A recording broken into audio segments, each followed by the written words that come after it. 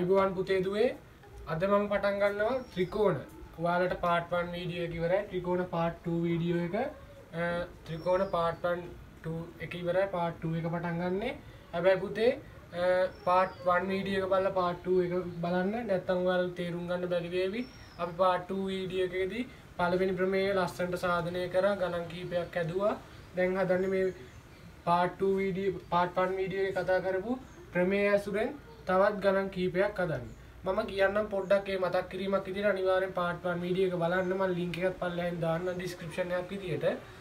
part 1 video එකේ අපි කතා කරා ප්‍රමේය ත්‍රිකෝණයක පාදයක් දික් කිරීමෙන් සෑදෙන බාහිර කෝණය, ත්‍රිකෝණයක පාදයක් දික් කිරීමෙන් සෑදෙන බාහිර කෝණය මෙන්න මේ කෝණය අභ්‍යන්තර සම්මුඛ කෝණ දෙකේ ඓක්‍යයට සමාන වෙයි කියලා.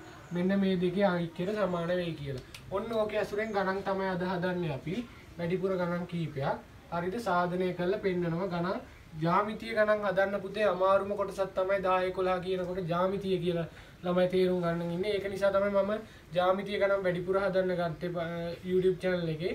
ඒක නිසා ඔයාලා පාඩම හොඳට අවබෝධ කරලා ඔයාලා ඉන්න තැනින් තව පොඩ්ඩක් වැඩි දියුණු වෙන්න පුළුවන් මේක රුකුලක්. හරිනේ? හරි. මම යනවා කෙලින්ම පුතේ ගානකට. මෙන්න මේ වගේ ත්‍රිකෝණයක් තියෙනවා. මේ ත්‍රිකෝණේ සාධනය කරලා පෙන්වන්න කියනවා BAC සමානයි. මෙන්න මේ BAC මොකද්ද? BAC. මෙන්න මේ කෝණේ ABC මෙන්න මේ කෝණේ. හරිද? මේ කෝණේ සමාන වෙනවලු ඒ කෝණ දෙකේ එකතුව සමාන වෙනවලු DEC. මෙන්න මේකට මම ඩොට් දෙකක් දාගන්නම්. එතකොට පේනෝනේ එඳපු එක. මේ දෙකේ එකතුව සමාන වෙනවලු මෙන්න මේකට. ඔන්න ඕක තමයි සාධනය කරලා පෙන්වන්න තියෙන්නේ. පොඩ්ඩක් බලන්න පුතේ මේ ත්‍රිකෝණයක් තියෙන ත්‍රිකෝණෙ මැදින් සමාන්තර සරල රේඛා දෙකක් ගිහිලා තියෙනවා. හරිද? හරි. අපි දන්නවා මෙන්න මේ ත්‍රිකෝණය බලන්න. ADE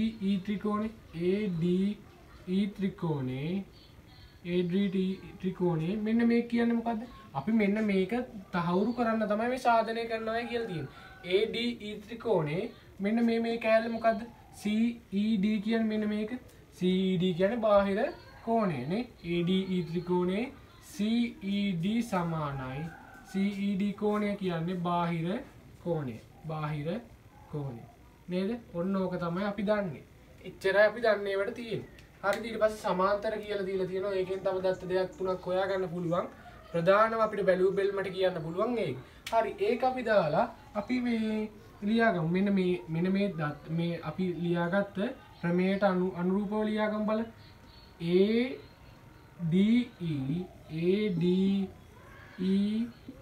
ධන මෙන්න මේ කෝණේ එකතුව DAE කෝණේ එකතුව සමාන වෙනවා මෙන්න මේ කෝණයට DEC කෝණයට. ඔන්න පොඩ්ඩක් අපි මෙන්න මේකට ලං වුණා. හැබැයි තාම ගසාන සම්පූර්ණයෙන් ඉවර නැහැ. හරිද? ලං වීමක් විතරයි උනේ. ඊට පස්සේ පුතේ බලන්න මෙන්න මේ DAE කෝණයයි BAC කෝණයයි කියන්නේ මොකද්ද කියලා? එකම කෝණ වනවනේ. එකම කෝණයනේ. BAC කිව්වත් DAE කිව්වත් එකම කෝණය. එහෙනම් ඒ දෙකත් සමානයි නේද? ඒ දෙකත් සමානයි. ඒ මොකද්ද? ත්‍රිකෝණයේ එකම කෝණ බලන්න. මෙන්න මේ කෝණේ එකම කෝණනේ. අපිට ඒ දත්තය අනුව ලියන්න හැකි මෙහෙම BAC කෝණය සමාන වෙනවා DAE කෝණයට. ඒක ඉතින් බැලුමට කියන්න හැකි ත්‍රිකෝණයේ එකම කෝණය. හරිද? ඒක බැලුමට අපිට කියන්න පුළුවන්. අන්න ඒකත් අපි දත්තයක් විදියට ලියාගත්තා. ඊට පස්සේ මෙන්න මේ සමාන්තර සරල රේඛා දෙකක් දීලා තියෙනවා. අන්න ඒකිනුත් අපිට දත්තයක් ගන්න පුළුවන් දත්ත තමයි මෙන්න මේක. හරිද? මෙන්න මේක සමාන්තරයි කියලා කියනවා. සමාන්තර නම් පුතේ මෙතන තියෙනවා අනුරූප කෝණ. අනුරූප කෝණ කියන්නේ F හැඩේ කෝණනේ. අනුරූප කියන්නේ F හැඩේ කෝණ. බලන්න අනුරූප කෝණ යුගල් තියනවද කියලා මේකේ? ඔව් තියෙනවා. බලන්න මෙතන ADFE කෝණයට අනුරූපයි EDB කෝණය. BCD කෝණය නේ. ඒ දෙකත් අනුරූපයි නේ. ඒ වගේම බලන්න ADE ත්‍රිකෝණයේ ADE ත්‍රිකෝණේ AEB කෝණයට DECB කෝණයත් අනුරූපයි. පුතේ අනුරූප කෝණ යුගල් දෙකක් තියෙනවා. හරිද?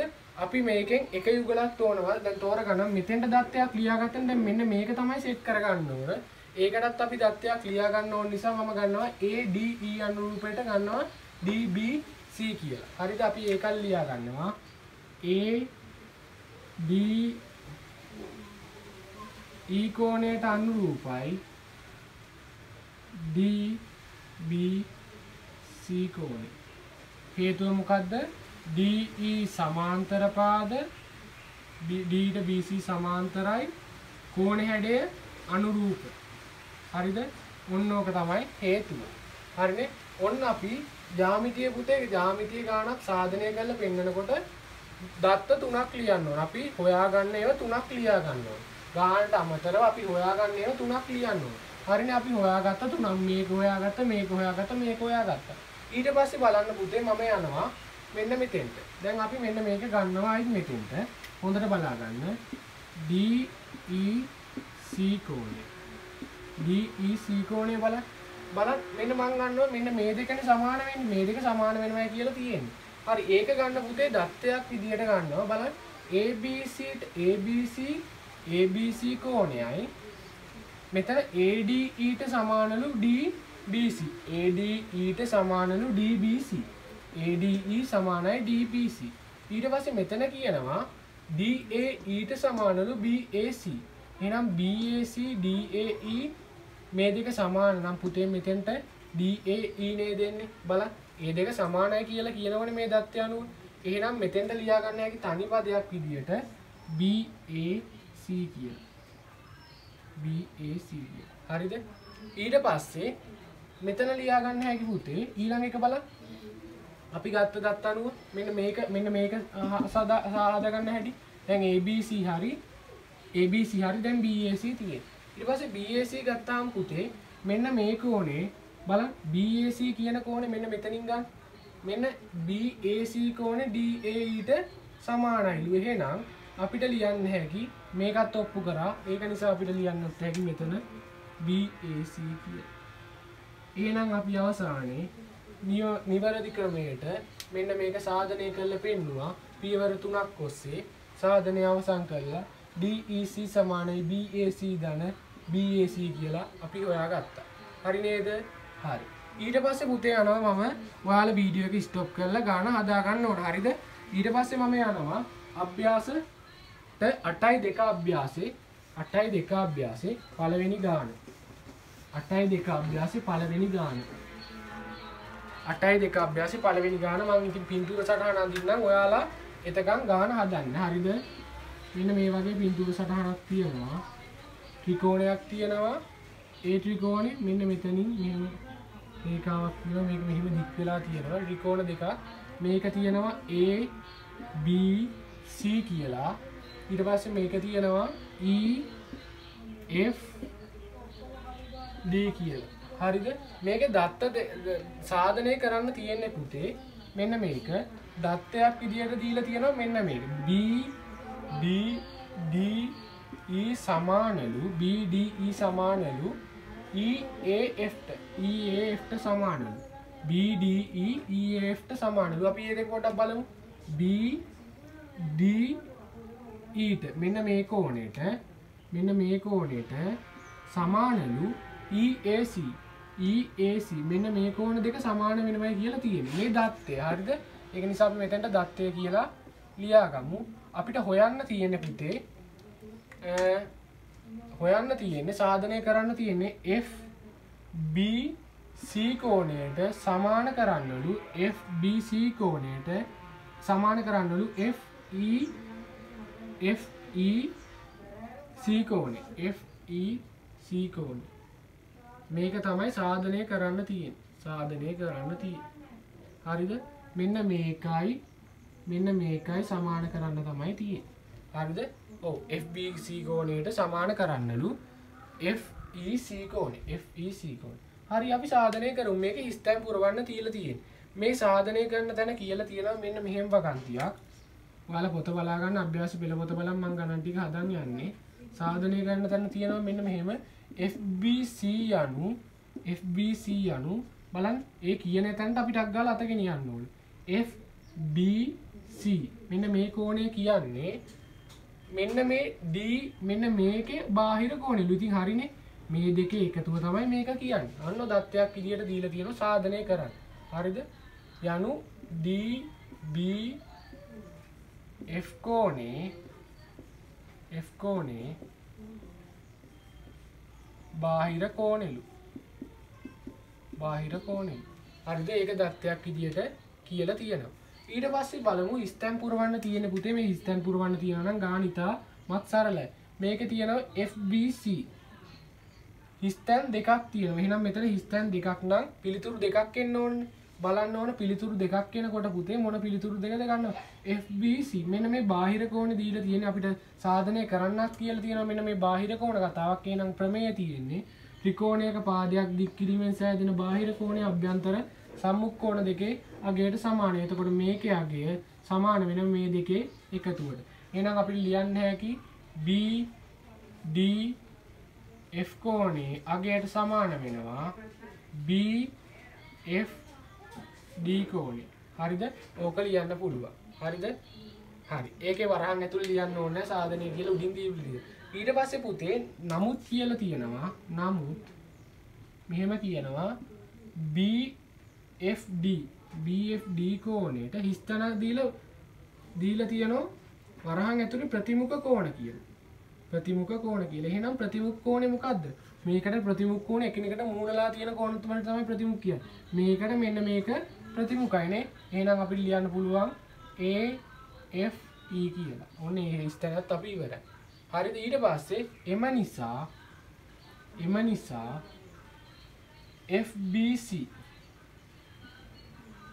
නිසා FBC සමාන වෙන්නේ මොකටද අහලා කියන්නේ?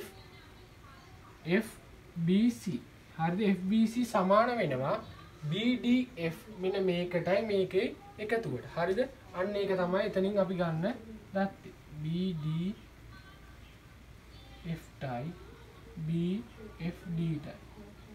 හරිද? සමාන වෙනවා මේ දෙකට. මොකද මේකට හේතුවත් වරහන් ඇතුලේ ලියන්න ඕන. වරහන් ඇතුලේ ලියන්න දීලා නැහැ. ලියන්න ඕන. මොකද හේතුව? ත්‍රිකෝණයක පාදයක් දික් කිරීමෙන් සෑදෙන බාහිර කෝණය අභ්‍යන්තර සම්මුඛ කෝණ දෙකේ අගයට සමාන වේ. හරිද? ඔන්න ඒකේ එතනින් එම නිසා කියලා එතනින් ඉවරයි. ඊට පස්සේ තවද කියලා දීලා තියෙනවා.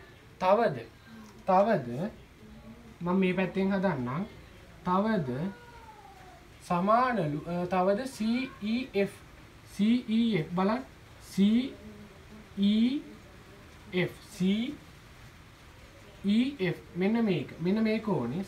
මෙන්න මේ කෝණේ කියන්නේ යනු AEF හරිනේ.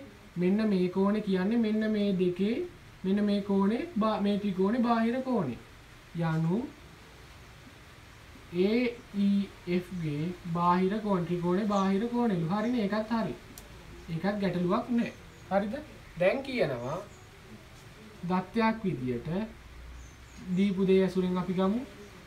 ඒක නිසා හිස්තනේ ලියන්න ඕනේ FEC සමාන වෙන්න ඕන පුතේ. මොකද සමාන වෙන්න ඕන? මෙන්න මේ දෙකේ එකතුවට සමාන වෙන්න ඕන. EAC කෝණය දාන්න AFE කෝණය මෙන්න මේ දෙකේ එකතුවට සමාන වෙන්න. හරිද? දැන් අපි ස්තැන් ටික සමාන ලියලා ඉවරයි. මේකෙත් හේතුව ලියන්න ඕන. මෙහෙම හේතුව ලිව්වනම් ඇති මේකේ බාහිර කෝණය සමානයි අභ්‍යන්තර සම්මුඛ කෝණ දෙකේ අගය. සම්මුඛ කෝණ යුගලයේ එකතුව. හරිද? ඔච්චරයි ලිව්වනම් ඇති. ඊට පස්සේ පුතේ එම නිසා කියලා දීලා තියෙනවා FBC සමානයි FEC කියලා. හරිද? හරිනේ. ඉතින් අපි මේකෙන් ගත්ත මේකට දත්තයක් FBC ට ප්‍රකාශනයක් ගත්තා. ඔයාලා හොඳට බලන්න. මේකට ප්‍රකාශනයක් ගත්තා. ඊට පස්සේ මේකටත් ප්‍රකාශනයක් ගත්තා. ඊට පස්සේ මේ දෙක සමාන කරයි. මේකත් සාධනය කරා මේකත් සාධනය කරා. අර දත්ත ඇසුරු. ඊට පස්සේ මේ දෙක සමාන වුණා. හරිනේ ඒක නිසා ගත්තා FBC සමානයි FVC කියලා. හරි.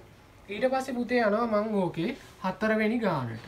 හතරවෙනි ගානට. ඔයාලා හදාගන්න ස්ක්‍රීන්ෂොට් එකක් හරි නැත්නම් වීඩියෝ එක ස්ටොප් කරලා හරි ලියා ගන්න. වීඩියෝ එක ස්ටොප් කරලා ලියා ගන්න හැකිනේ ඔන්ලයින් ක්ලාස් එකක් නෙවෙයි. ඔන්ලයින් ක්ලාස් ළමයින්ට නම් එහෙම තව ගැටලුවක් එනවා. දැන් ඔයාලට ඔන්ලයින් නෙවෙයිනේ. ඒක නිසා ප්‍රශ්නයක් නෑ. බලන්න හතරවෙනි ගාන. හතරවෙනි ගානේ පුතේ මෙන්න මේ වගේ ත්‍රිකෝණයක් තියෙනවා.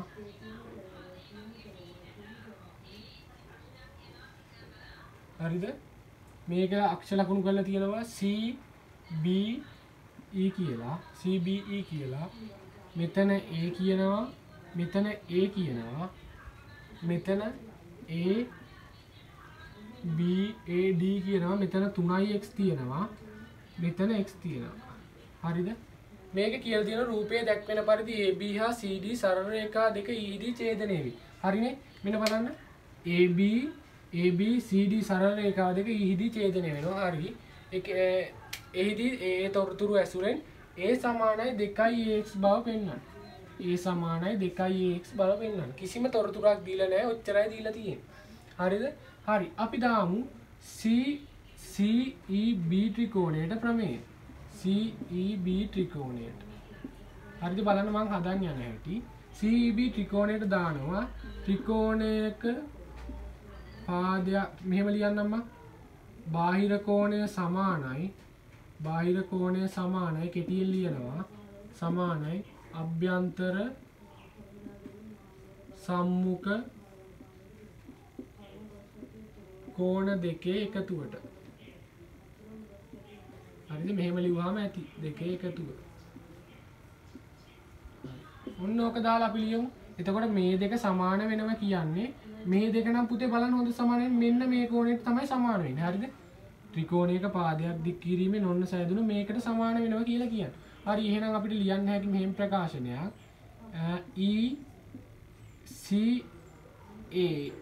ECB ධන CBE මෙන්න මේ කෝණ දෙක සමාන වෙනවලු මෙන්න මේ එළිය කෝණයට AEC.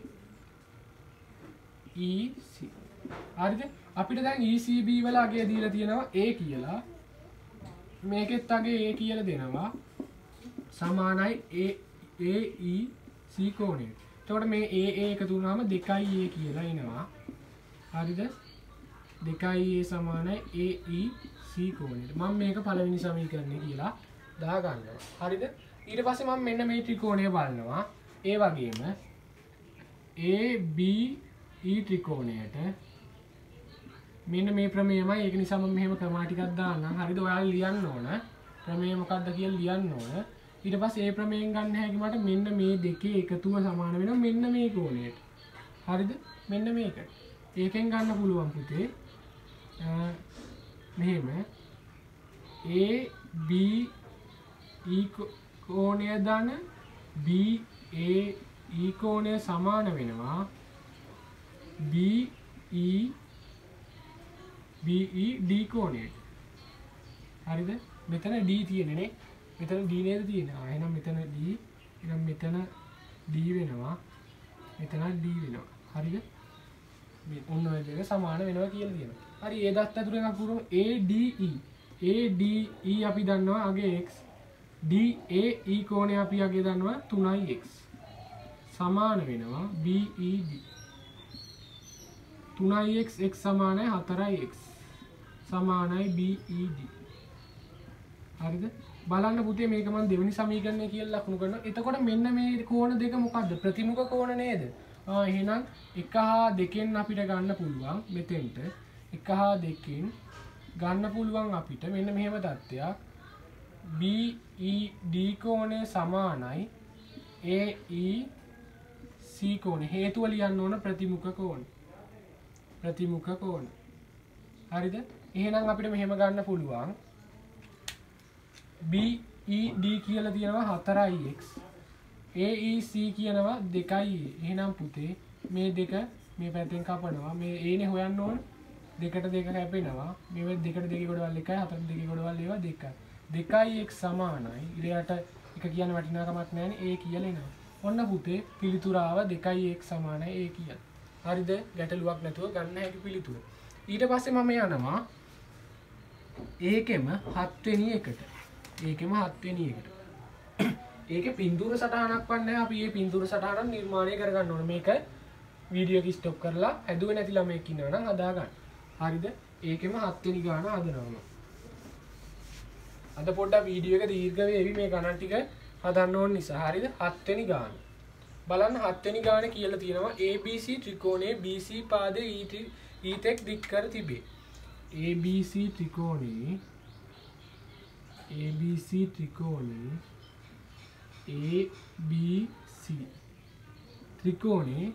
BC පාදයේ E දක්වල දික් කළලු.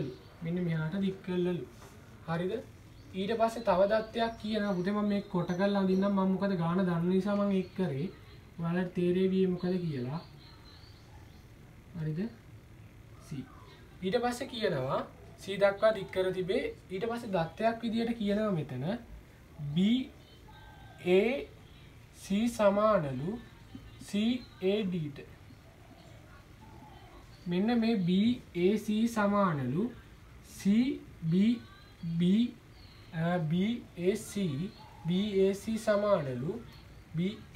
සමානලු CAD ට. දැන් D නෑනේ. ඊට පස්සේ වගන්තියක් කියනවා කියලා CE පාදයේ D හිදී හමු වේ. එහෙනම් මෙන්න මේක D හිදී හමු වෙන්න ඉර දික් කරන්න වෙනවා AD ඇඳ E අත. එහෙනම් මේ ඉර දික් කරන්න වෙනවා. එහාට. මෙන්න මෙතන තමයි D. හරිද? දැන් අපිට මෙන්න මේක හොයාගන්න හැකියි. BAC ආන්න මම ඒකයි මේක කොට කරේ. BAC මෙන්න මේ කෝණේ මෙන්න මේ කෝණයයි සමානයි කියලා මම x අකුරු දෙකක් දැම්මා. හරිද? ඔන්න ඒ දත්තේ. ඊට පස්සේ BAC සමානලු තව එකක් කියනවා. BAC සමානලු ABC ට. එහෙනම් පුතේ ඒකත් x කියලා ගන්න හැකිනේ. බලන්න BAC සමානයි CAD නේ. මේකත් BA එතකොට මේකත් x කියලා ගන්න පුළුවන්. මේක x නේ. එහෙනම් මේක x නම් මේකත් x. එහෙනම් මේකත් x. ඔන්න ඔච්චරයි දත්ත කියලා තියෙන. අපි අගේ දන්නේ නැති නිසා ඔහොම කියනවා. දැන් අපිට පිළිතුරේ පෙන්වන්න තියෙන්නේ පළවෙනි එකේ පෙන්නල සාධනය කරන්නලු. පළවෙනි එකේ සාධනය කරන්නලු ACD සමානයි 2යි ABC බව පෙන්වන්න. ඔන්න ඕක තමයි පෙන්වන්න කියලා තියෙන්නේ. බව සාධනය කරලා පෙන්වන්න. හරිනේ? ඕක තමයි පෙන්වන්න තියෙන්නේ පුතේ. ACD බලන්න ACD මෙන්න මේ කෝණය 2යි ABC කියලා පෙන්වන්න. හරි. අපි එහෙනම් මම මෙන්න මේකට පෙන්වන්න තියෙන්නේ. එහෙනම් මේක තියෙන නිසා මම මෙන්න මේක ත්‍රිකෝණය ගන්නවා. අර ප්‍රමේය ලියන්න ඕන නිසා. මම මෙහෙම ලියනවා. ACD ABC ත්‍රිකෝණයට බාහිර කෝණය සමාන වෙනවා අභ්‍යන්තර සම්මුඛ කෝණ දෙකේ අගය. දැන් මේක අනන්ත ලියලා ඇති. සම්මුඛ කෝණ දෙකේ අගය. කෝණ දෙකේ එකතුව. හරිද? ඔන්න ඕක දාලා අපිට ලියන්න පුළුවන් පුතේ මෙන්න මෙහෙම ප්‍රකාශනය. මේකයි. එතකොට අපි ඉස්සෙල්ලා මේ කෝණ විදිය ලියමු. BAC කෝණය සමානයි ABC කෝණය ධන එකතුව සමාන වෙනවා මෙන්න මේ කෝණයට ACD. හරිද? දැන් BAC කෝණය අපි දන්නවා x කියලා. මේකත් දන්නවා x කියලා. හරිද? ACD. හරිද? ACD. x 2x කියලා එනවා. 2x කියලා එනවා ACD. හරිද? ඊට පස්සේ පුතේ මෙහෙම නෙවී අපිට උත්තරේ ගන්න ඕන. 2x කියලා එනවා. ඊට පස්සේ පුතේ බලන්න මෙතන BAC කියන්නේ. BAC මම මේ තේරුම් ගන්න පහසුව තමයි මේ අඥාත අකුරු දෙකක් දැම්මේ. බලන්න BAC කියන්නේ සමානලු ABC ට නේ. ABC ට. එහෙනම් මෙන්න මේ BAC සමාන නිසා ABC මෙතෙන්ට ලියන්න හැකි නේද ABC කියලා. වැරදක් නෑනේ. මේ කෝණයට සමාන නම් මේ කෝණය කියලා ලිව්වට වරදක් නෑ. හරිද? මම මේ පියවර දෙක මකනවා. මේ පියවර දෙක තේරුම් ගන්න ඕන නිසා ලිව්වේ. මෙන්න මේ දත්තේ දානවා මම. BAC සමානයි ABC නිසා දත්තය. ඒ ගානේ තියෙනවනේ දත්තය. ඒක නිසා ලියන්න පුළුවන් පුතේ ABC ධන ABC සමානයි ACD කියලා. එහෙනම් ABC කියන්නේ 2ABC 2ABC සමානයි ACD. ඕක නේද අහන්නේ නේ? නිදි ඕන පළවෙනි එක ඔප්පු කරලා ඉවරයි. ඔන්න පළවෙනි එක ඔප්පු කරලා ඉවරයි. දැන් දෙවෙනි එකට යනවා අපි. දෙවෙනි එක ඔප්පු කිරීම මම මෙතන කරන්න.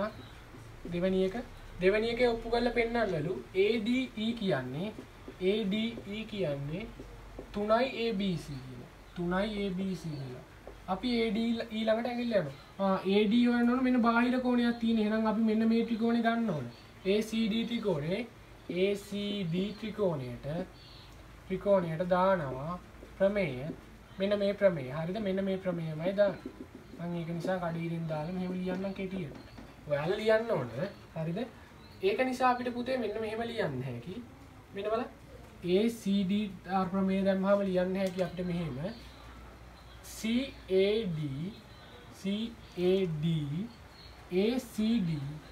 ACD සමාන වෙනවා ADE ට. හරිද? ඊට පස්සේ බලන්න පුතේ CAD කියන්නේ මොකද්ද? CAD කියන්නේ පුතේ BAC කියලා දත්ත දීලා තියෙනෝනේ. ආන්න දත්තයක් කියනනම් අපිට ලියන්න පුළුවන් BAC සමානයි CAD නිසා. ඒ මොකද්ද? දත්තය ගානේ කියලා තියෙන දේ තමයි දත්තය කියන්නේ. එහෙනම් අපිට ලියන්න පුළුවන් මෙතෙන්ට BAC කියලා නේ. BAC කියලා. මෙන්න මෙතෙන්ට ලියන්න පුළුවන් BAC කියලා. BAC ධන ACD සමානයි ADE. තාමත් පිළිතුර ආවේ නැහැ.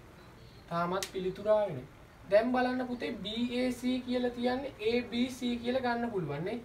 BAC කියන්නේ ABC කියලා ගන්න පුළුවන්. BAC කියන්නේ ABC කියලා ගන්න පුළුවන්. මේක සමානයි කියලා තියෙනවනේ. BAC ඒකත් මම අනිත් පැනේ ලියන්නම් තේරුම් ගන්න ඕන නිසා. BAC සමානයිලු ABC ට. ඒ දත්තය. එහෙනම් ඒක නිසා මට ලියන්න පුළුවන් මෙහෙම ABC ධන ACD සමානයි ADE. හරිද? ඔන්න ඔක ලියන්නයි. දැන් පොඩ්ඩක් බලන්න ACD කියන්නේ ACD. හරිද? ACD. දැන් අපි බලන්න මෙන්න ACD කියනවා.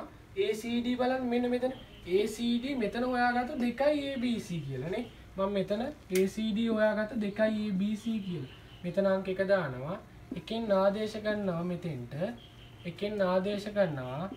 හොයාගත්ත එක. අපි දත්ත එකෙන් ආදේශ ගන්නවා. අපිට ආදේශ කරලා ලියන්න හැකි ABC සමානයි. ඇයි බලන්න ABC සමානයි ACD කියලා ලියනවනේ. එතකොට අපි ලියන්න හැකි ABC සමානයි ABC ධන ACD වෙනුවට අපි ලියන්න හැකි 2යි ABC කියලා. 2යි ABC සමානයි ADE. එහෙනම් පුතේ ABC 2යි ABC එකතු වුණාම 3යි ABC වෙනවා. සමාන වෙනවා ADE ට. හරි නේද? ප්‍රමේය ඔප්පුණා නේද? හරිනේ. හොයන්න තිබ්බේ ADE සමානයි 3යි ABC. හරිනේ. ADE සමානයි 3යි ABC. පුතේ මේක හොයන්න නැතුව මේක කවදාවත් හොයන්න බෑ. ගන්න පුළුවන් නිගමනය එතනින් ඒක තමයිනේ. ඉස්සෙල්ලා ගාණක් දෙන්න එහෙම අමාරු වට්ටක් නෙමෙයි, පුළුවන් විදියට තේරුම් ගන්න පුළුවන් විදියට දෙන්න. හරි. මේක ලියා ගන්න.